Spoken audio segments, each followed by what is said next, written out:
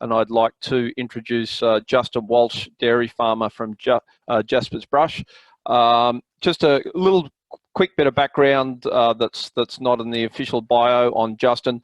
When he started university, he thought he'd get a high-flying, high-paying, high-pressure job wearing a suit to work every day. But then he joined the dairy industry and realised that the only difference is he didn't have to wear a suit most of the time. He's not sure exactly what he's trying, if you're getting the message here or not, but really the subtlety is about that dairy farming can be a really high-paying job. So I'd like to welcome Justin Walsh, dairy farmer from Jasper's Brush, to talk to us a little bit about the on-farm settings to control risk and drive profit. Thanks, Justin. Thanks for that, Greg. Thanks for that little intro. Just bear with me for a second here.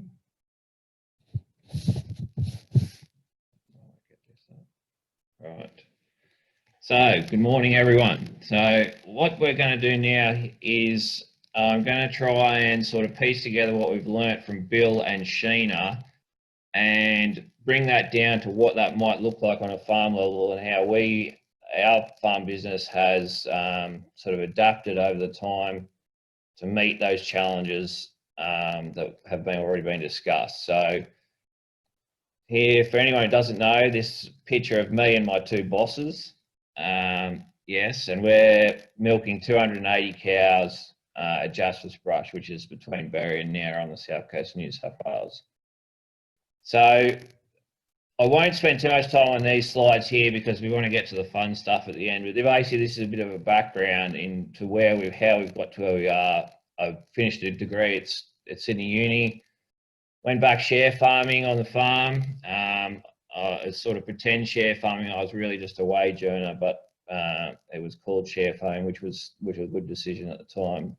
So did some professional development, and that sort of spurred me on to look at taking over the business. One important point I would note is that we separated business transition from succession planning because, in my opinion, succession planning can be a too big an issue, and business transition is easier to accomplish. So, and you can get bogged down on the deep dive of succession planning if you're not careful, and the business can go backwards. So in the end, we achieved all that. We started leasing our family farm. We did a big renovation on the dairy. We started with a New South Wales focus farm for the previous 2 years. And now I'm sitting here in front of you today. So what we really need to think about, and what Bill alluded to earlier today, is we need to have a serious discussion about what we're actually doing. Like, why are we getting out of bed in the morning? Why are we, we're all running risky businesses in agriculture. So I think of it as I like to provide a good living for my family and set us up and grow wealth for the long term, because passion doesn't pay bills, and we need to think about that, because unless we're growing significant wealth or running a successful business, eventually we will end up in a bad situation.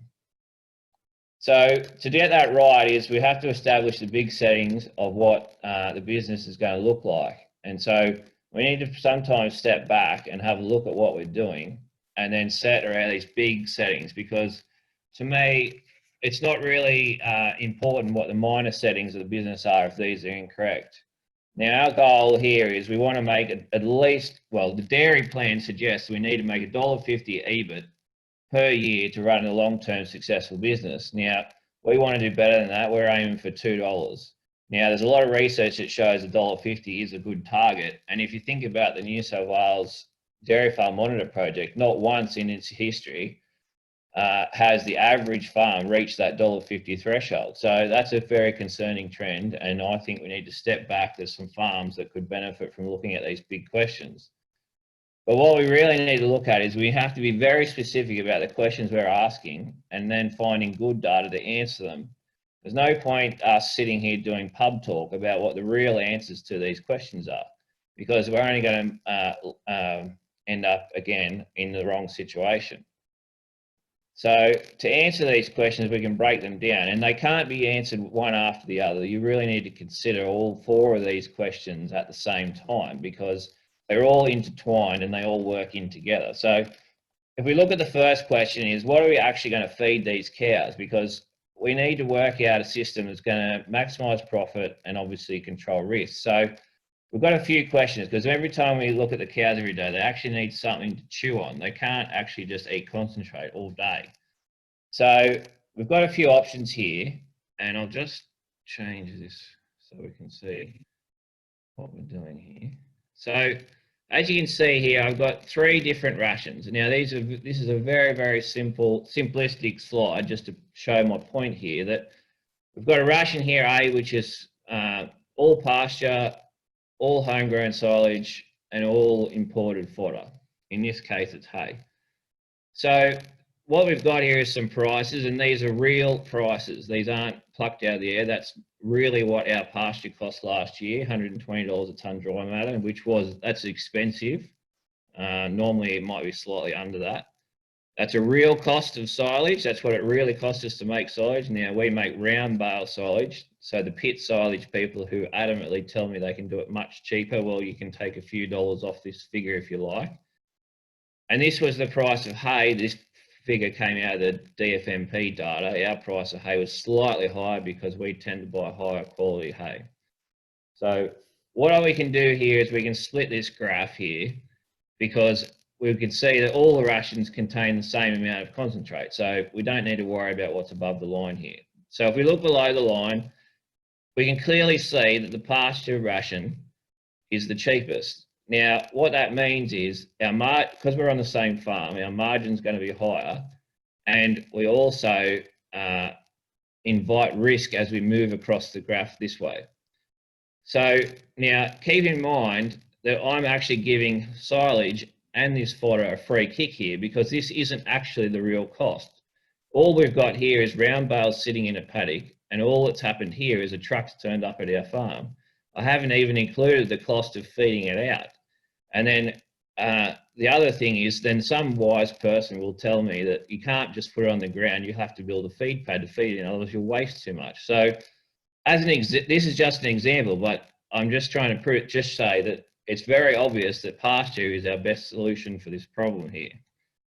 So if we move along, and most farmers actually understand this already, because when we look at this data out of the DFMP, very valuable data, we can see here how farmers instinctively know that we should be feeding a fair bit of grazed pasture. Then we're going to feed some homegrown fodder, and then we're going to purchase some fodder if we have to. Now, what we can do here with this graph is we can split this graph as well. So we've got our homegrown feed over here, and then our marginal feed over here, or marginal milk. So what we can do here is we look at this, and farmers instinctively know this, because if you put the prices on here, we can see why this becomes important. We've got much cheaper feed on this side and much more expensive feed on this side. So with the feed on this side, we call it marginal because we're purchasing this feed, and then we're hoping to feed it to the cows and sell the milk as a result of that, and sell it for a profit, or make a margin on it. So what we can see here, what you can see here is this is us, this color here. And so what we can see here is we're not willing to accept that we have to have our homegrown feed. So we want to push as much feed across here into this grazed pasture as possible, because we get the best return on our money over here at $120 a tonne. And one thing I will caution is, with the industry at the moment, I have noticed a trend in talking about homegrown feed as if it's all the same. Now, when we look at this graph here, we can clearly see it's definitely not the same. As soon as we jump out of grazed pasture into fodder, we're doubling the cost, generally lowering the quality of the feed. Now, I don't know any other thing in dairy business where if something was double the cost, we'd consider it the same. So you can see why we emphasize pushing it into this grazed pasture. So the next thing we need to work on is our marginal milk. So sorry, just before so as a guide, we want 60% homegrown, 40% imported or marginal feed, and then we want 70% of our homegrown feed, or at least 70% of our homegrown feed, directly grazed by the cows.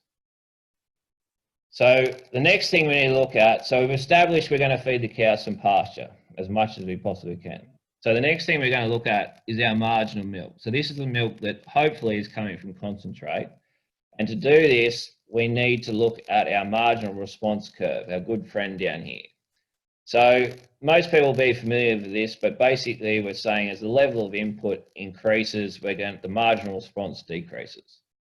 So the next thing we can look at here is this is our marginal cost curve of adding in grain. So essentially what we're saying here, as we add in grain, the milk response from that grain is getting less. So the effective cost of that grain is actually increasing exponentially. So thanks to COVID-19, we should all be very familiar with exponential curves by now, so I won't explain that any further. But basically what we're trying to work out here is at what point does the cost of feeding that grain equal our milk price? So if we go like this, and like any good pirate, we look for where X marks the spot. So we can see here at this point in the graph, our cost of feeding more grain will equal our milk price. So what that means is this.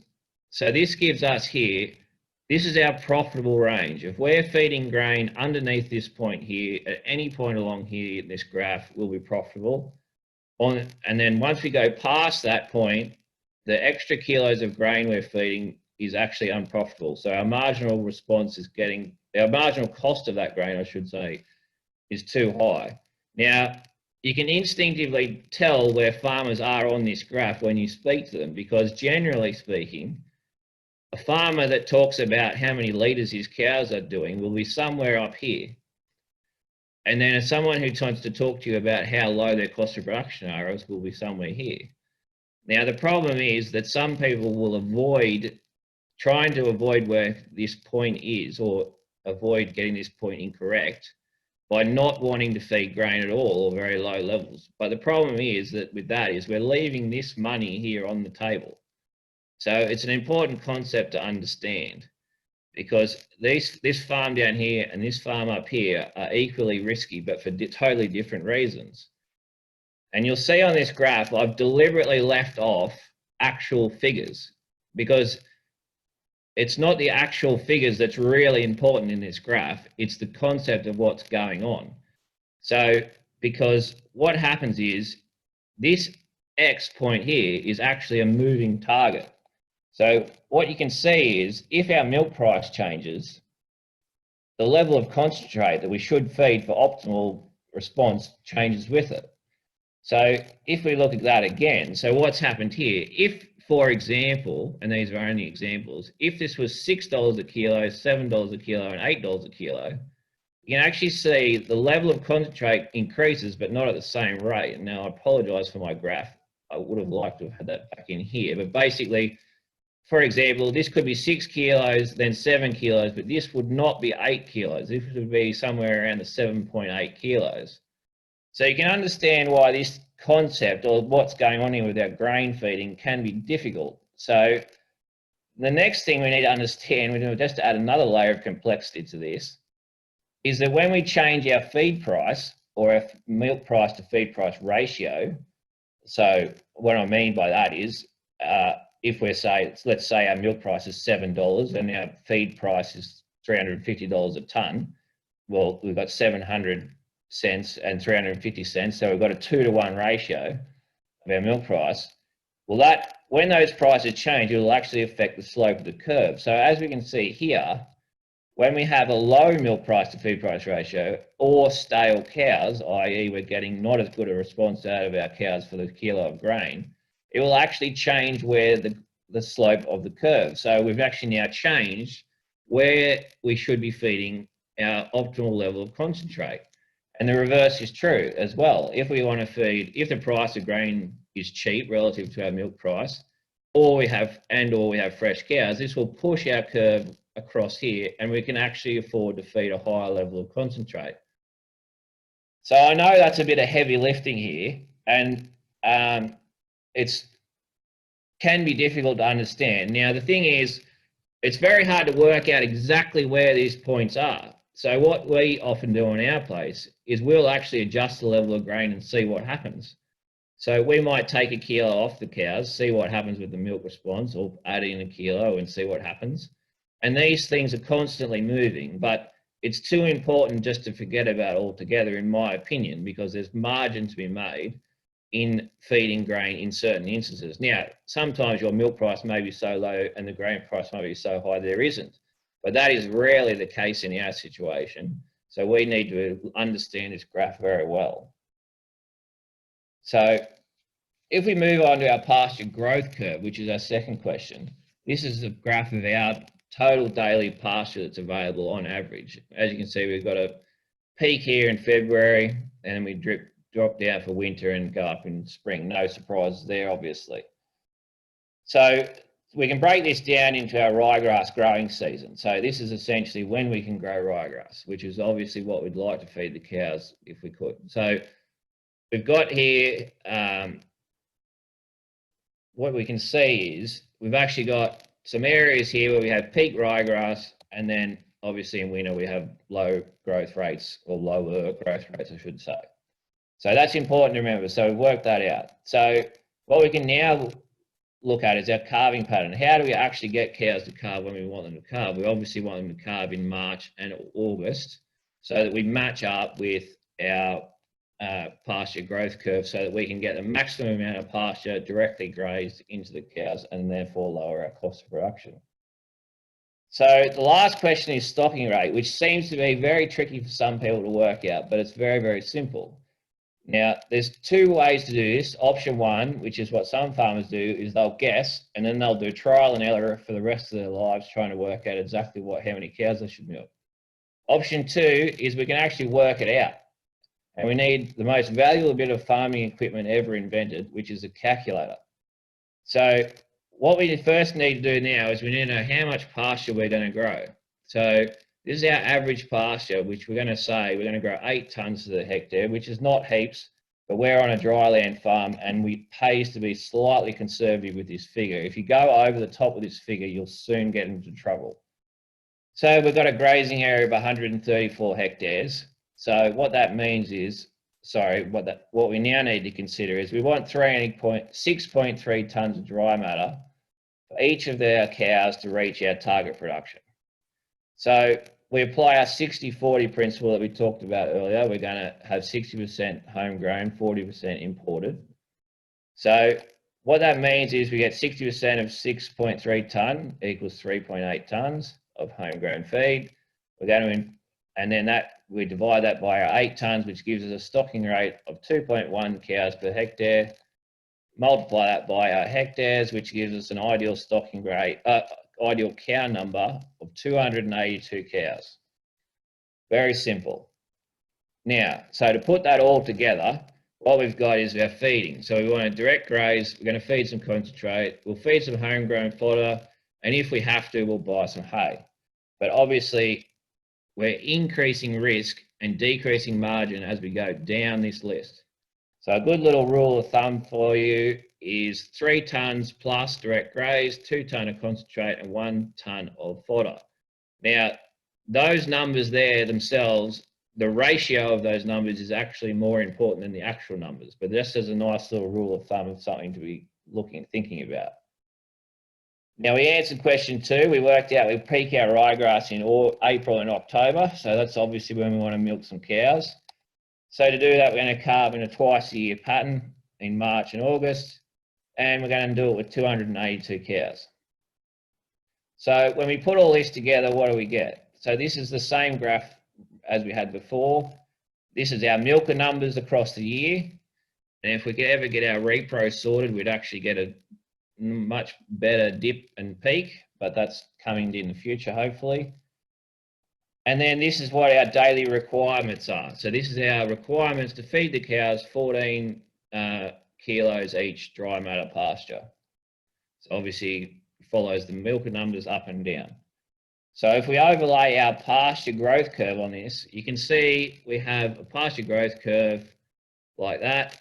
And for anyone who's paying attention, you'll notice that it's slightly different than the one we had before because I've taken out the suppression. So we do some cochlear suppression to get our ryegrass in as early as possible. So we artificially drop our pasture growth curve. And it actually, the important thing here is that it matches up with our requirements.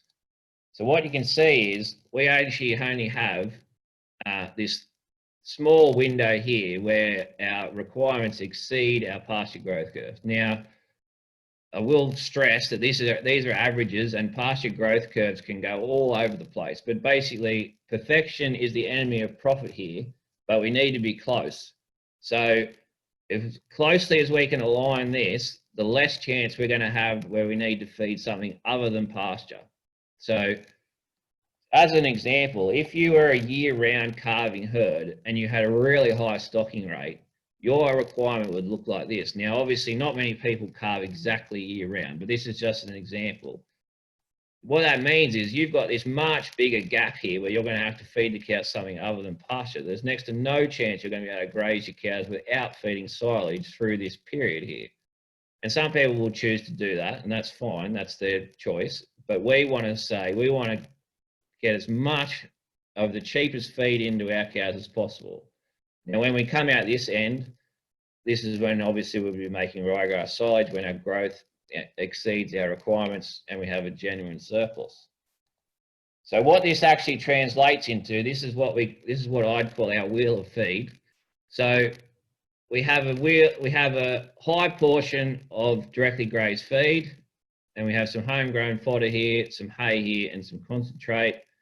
As you can see, that's pretty close to 60%. I think it's 59% of homegrown feed. And of the homegrown feed, I think it's almost exactly 70% directly grazed. Now, when you compare that to the rest of New South Wales, you can see we've got southern New South Wales, which is the area we're in for the Dairy Farm Monitor project, and the average of New South Wales.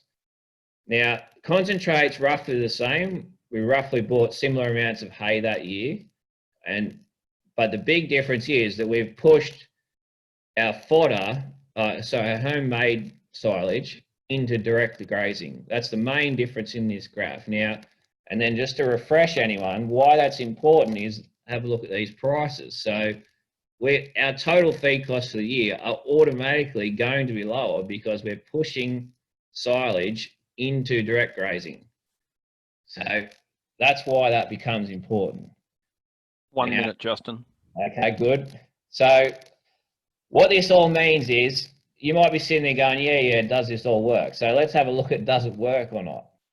So what we can see here is this is the year we first took over. This is the end of our first year, and this is last year, this 1920 year.